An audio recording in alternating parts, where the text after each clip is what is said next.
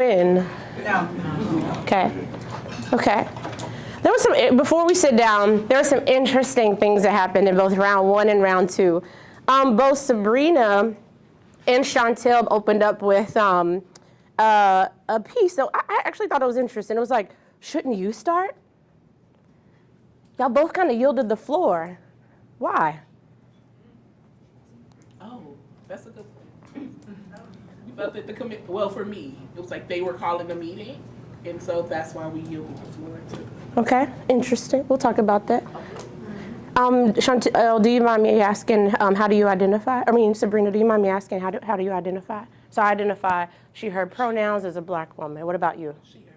Okay, what about your identity? Oh, what about my identity? So she, her pronouns and a black woman. What about you? Oh, yeah, she, her, and a black woman. Okay. How many times have you yielded the floor as a black woman? You don't have to answer it now. Right. Wow. That's right. I'll start. All right, for both, so for my first group, Chantel, Cynthia, Janine, you're on the parent side. And then we had Trayvon, Letty, the other group on the county commissioner side. For both of my parents, when you start on the parent side for both groups, how did you feel walking into the space? Let's start with the first group, because it was a different dynamic. It was really nice. Maybe a little too nice. We'll talk about passivity later. For that first group and the kids, there were a lot of kids. Tori said, those are big kids. Sorry, Tori.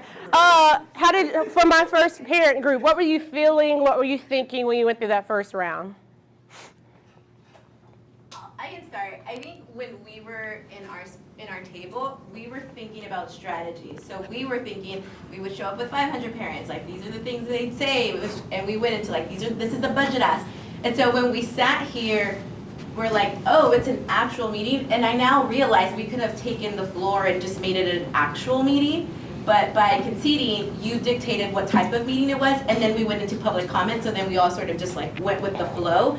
But in the moment of sitting there, I did think like, oh, it's just gonna be it's just a meeting. And then I realized that by letting you set the agenda, you took control.